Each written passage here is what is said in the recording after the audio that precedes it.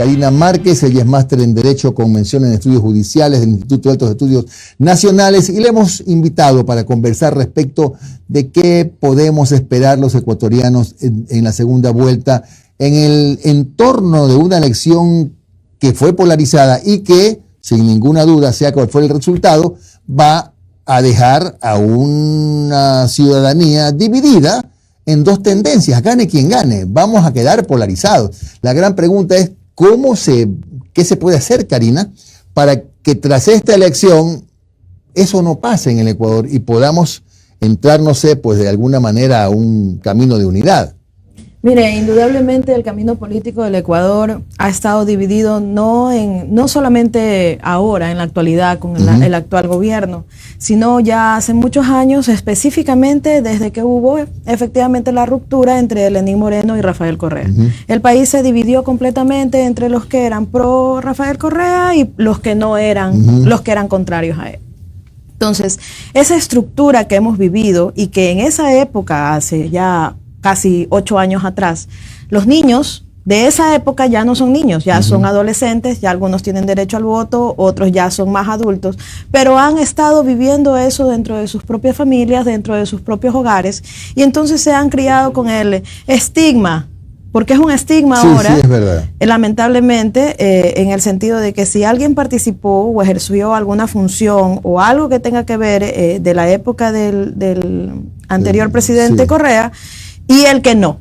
Entonces, ahora en la actualidad, lo que tenemos que velar los ecuatorianos es que la juventud entienda que el país no necesita más divisiones ni más catalogar a ningún otro funcionario público en si fue o no fue correísta, sino en cómo esa persona puede sacar adelante al país, cuál es la experiencia que tiene, cuáles han sido sus resultados anteriormente, y no enfocarnos en solamente lo que fue de un gobierno y lo que puede ser del actual. Claro, Karina, porque es verdad lo que dice, fueron 10 años de gobierno del expresidente Correa, y es imposible entender que haya hoy funcionarios, a lo mejor funcionarios públicos, que no hayan tenido una participación en esos 10 años.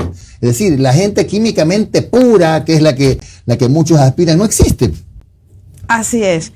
Más que nada hay que valorar también cuán dedicados han sido. No hablemos solamente de los funcionarios públicos, sino de la ciudadanía en general, porque el sector privado en su momento también apoyó a lo que era el gobierno de Rafael Correa. Entonces, no podemos seguir en ese círculo vicioso de seguir catalogando a la gente si es correísta o no es correísta. Nuestros jóvenes deben de entender una cosa, sí. La situación económica actual del país no es la misma que la que tuvo en su momento hace 10 años atrás el presidente Correa. Estamos viviendo una crisis no solamente en Ecuador, es mundial, y a raíz de la pandemia fue un desastre económico a nivel del mundo. O sea, grandes países, no solamente Ecuador, sufrieron daños estructurales en su economía que hasta el día de hoy se están recuperando.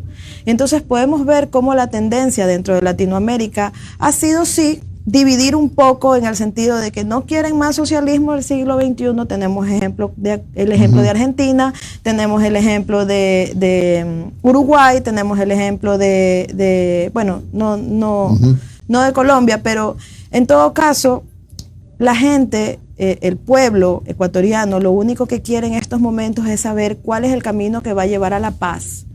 Porque sí están cansados es de la violencia que se ha venido ejerciendo en las calles. El día de ayer vimos un asalto terrible cerca en un centro comercial. En Sociovivienda, 22 muertos. Una 22 muertos en Sociovivienda. Entonces, tremenda, pues. Ya un poquito más y parecemos que vamos a tener, que Ecuador va a ser que una favela como los que hay en Brasil. Y Ecuador es un país 30 veces más pequeño que Brasil, entonces no es algo que no se pueda controlar. Sí se debe de luchar contra la corrupción, porque es el ámbito de la corrupción que inicia desde la parte de la familia, en donde le permiten a un niño quedarse con más del vuelto. Sigue en la universidad, cuando un estudiante que no le corresponde una nota, lo llaman al profesor y le dicen póngale la nota. Y sigue dentro de las instituciones públicas, cuando efectivamente ponen a personas que no tienen la experiencia necesaria. Pero ¿cómo hacer para que, por ejemplo, los jóvenes entiendan la importancia de su papel en el momento de ir a ejercer el derecho al voto y que no caigan en esta polarización. Bueno, yo hablando del pasado, durante el tiempo que estuve haciendo política activa recientemente, siempre hablé de la polarización, pero ¿cómo hacemos para que los jóvenes no caigan no sigan en esta marea, ¿no? Y al final de cuentas terminemos una elección, como dije al comienzo, no importa el resultado, pero con un país dividido en dos? Bueno, se deben de presentar, más que nada los adultos deben de ser una guía y un ejemplo de efectivamente no llamar al desorden, no llamar a la división. Hay que establecer con los jóvenes un lazo de confianza, de ofrecerles resultados, de explicarle al joven, porque los jóvenes de ahora son tan modernos y manejan tanta información a través de las redes sociales y del internet, que hay que explicarles cuáles fueron los resultados que se han dado durante todo este periodo de gobierno. Los resultados que pudieron haber en los gobiernos anteriores está bien, pero la pregunta es, ¿se han mantenido? ¿Esos resultados a través del tiempo han logrado tener sus frutos? ¿Se han podido mantener? Entonces los jóvenes también tienen el derecho de poder razonar y solamente lo van a hacer si encuentran la forma de explicarles de manera correcta, en un lenguaje sencillo, ¿qué es lo que se debe de hacer por el país para poder sacarlo adelante? Sí, el problema es la radicalización, Karina. Yo coincido totalmente con usted, desgraciadamente promovida desde las redes sociales y que ha hecho un poco que los jóvenes tengan diferentes lecturas, ¿no?, de lo que está pasando, porque de un lado ven, y bueno, hay que decirlo porque no es ningún secreto, al expresidente de la República dirigiendo sus baterías hacia la derecha, y por otro lado ven pues las campañas en TikTok del gobierno nacional también en sentido contrario. Entonces, de allí la importancia del papel de los jóvenes, ¿no?, que tengan su propia lectura. Así es. Ecuador es un país que en este momento está con muchos retos, no solamente en el reto económico y el reto de poder ejercer esta lucha contra la violencia que se ha causado, también tenemos los retos que el país debe de afrontar y de superar, como lo es la desnutrición infantil, como lo es los retos ambientales, el reto del sector energético. Y es bastante interesante que se ofrezcan soluciones a largo plazo, pero que las expliquen. Siempre me he mantenido que lo que debería pasar y el deber ser es que se rompa esa cadena de hermetismo que existe. Puede ser que en este gobierno, puede ser que en gobiernos anteriores, de no querer decir las cosas, de no querer afrontar realidades hacia la ciudadanía para no dar explicaciones. No, hay que dar las explicaciones necesarias, hay que viralizar la verdad, precisamente para que la ciudadanía entienda qué es lo que ha pasado, qué está pasando y qué puede pasar.